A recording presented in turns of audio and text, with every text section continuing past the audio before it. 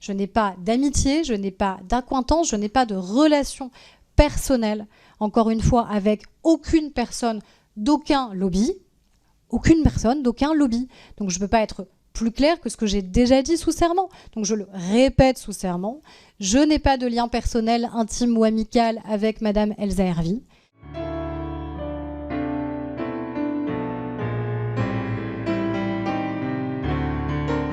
Vous pointez aussi du doigt Aurore Bergé, ministre en charge des familles jusqu'en janvier dernier. À vous lire, elle aurait reçu des éléments de langage directement d'Elsa Hervy, une sorte de lobbyiste en chef en fait des crèches privées. Hier, Aurore Bergé s'est défendue.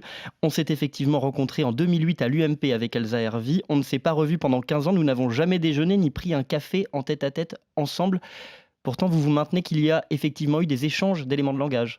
Alors, je maintiens les documents qu'on m'a transmis, les témoignages que j'ai pu obtenir, qui sont des échanges de mails assez explicites où Aurore Bergé explique à ses équipes ne vous inquiétez pas, Elsa Hervy est une super copine, elle sera très aidante. Une autre fois, dans une boucle WhatsApp, elle va expliquer, reprenant un communiqué de soutien de la fédération à la ministre, que les membres de la fédération sont ses meilleurs alliés. Et elle va également expliquer à ses collaborateurs que de toute façon, Elsa Hervy les conseille bien mieux qu'eux. Et donc, il y a un certain nombre de collaborateurs qui, à un moment, se sont inquiétés de ces liens étroits entre la ministre et la déléguée générale de la fédération. Et d'ailleurs, c'était à ce point grave qu'ils ont décidé de démissionner, pour certains d'entre eux, de quitter le cabinet. Et ce qu'ils me racontent, c'est effectivement un pacte de non-agression, une entente entre la déléguée générale de la Fédération des crèches privées et la ministre Aurore Bergé, où les règles du jeu étaient simples. On demandait aux adhérents de la fédération de ne surtout pas critiquer la politique gouvernementale de la petite enfance, alors même qu'ils avaient beaucoup de critiques à émettre. Et en contrepartie, la ministre faisait preuve d'une certaine bienveillance et faisait passer des messages. Et c'est ce qui s'est passé. Ils ont fait passer une note avec des éléments de langage qui ont été retranscrits presque mot pour mot, d'ailleurs, dans une interview à BFM. Vous parlez de la gueule du loup, justement. Ce sont ces crèches privées qui appartiennent pour la plupart au groupe People and Baby. Qu'est-ce qui s'y passe dans ces crèches? Vous parlez des coûts, des marques de griffure. Comment ils sont traités certains enfants?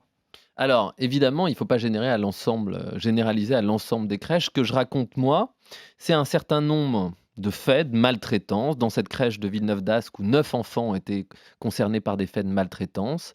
Ça peut aller de l'humiliation à des punitions où des enfants en très bas âge, à 1 an, sont enfermés dans une pièce, dans le noir, sans tétine et sans doudou. Des enfants qui parfois aussi sont privés de nourriture et des enfants qui sont victimes de coups. Certains ont été constatés d'ailleurs par médecin. C'est ce qui a un des incidents les plus dramatiques dans cette crèche de Villeneuve-d'Ascq. Et puis il y a eu des drames encore plus graves. C'est le cas en juin 2022 dans une crèche du groupe People and Baby à Lyon, où un enfant a été empoisonné et mort d'une intoxication, un nourrisson de 11 mois. Et c'est cette récurrence en fait d'incidents dans toute la France que j'ai pu déceler après des mois d'enquête, où j'ai des familles à Paris qui m'ont contacté, où leur enfant aussi avait été victime de coups, des parents à Bordeaux, des parents à Lyon, à Marseille, un peu partout en France, des parents qui ont perçu d'abord, alors ça va être des cassures dans la courbe de poids, ça va être ensuite des coups et des griffures. Lorsqu'ils vous contactent, ils perçoivent la récurrence ou c'est vous qui faites le lien entre ces différents cas? Alors parfois, ils l'ont perçu en discutant avec d'autres parents de la crèche. C'est-à-dire qu'il y a une maman, Zora, dont je parle dans le livre, à Villeneuve-d'Ascq. Oui. Elle se rend compte elle regarde un moment le carnet de santé de son enfant et elle voit qu'il y a une cassure de poids, de la courbe de poids. C'est-à-dire que peu de temps après l'arrivée à la crèche, la courbe de poids s'est effondrée et au moment où elle l'a sortie, c'est remonté. Donc c'était intimement lié au fonctionnement de cette crèche. Et puis en parlant avec une autre maman, lorsqu'elle découvre les faits de maltraitance, elle regarde à leur tour l'autre carnet de santé, et puis il y a la même cassure de poids de la courbe.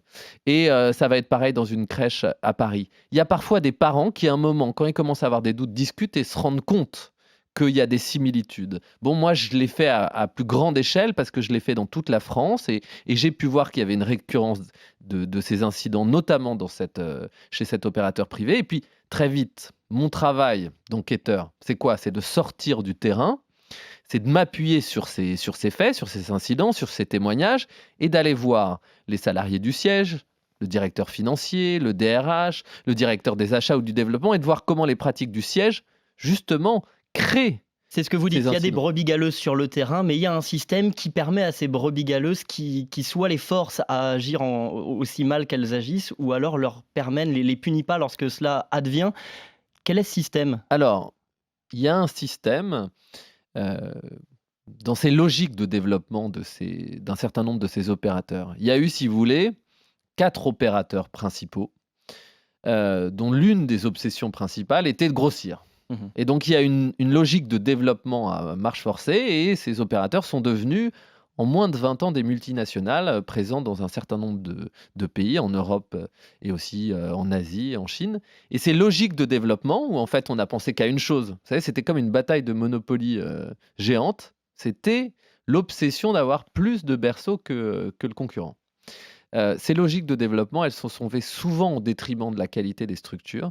C'est-à-dire on s'est endetté, on a dépensé des millions d'euros pour acheter des établissements, pour créer des places de crèche, et bien souvent, on a négligé les structures existantes, négligé le terrain, et on a mis en place des pratiques d'optimisation des Le coûts. low cost, vous parlez de crèches low cost. Ouais, alors je raconte le low cost qui est là de la responsabilité d'un certain nombre de structures et aussi de mairies et de collectivités. Pour faire très très court, en gros, il y a de plus en plus de mairies qui font appel à des opérateurs externes et notamment des opérateurs privés pour gérer leurs crèches municipales.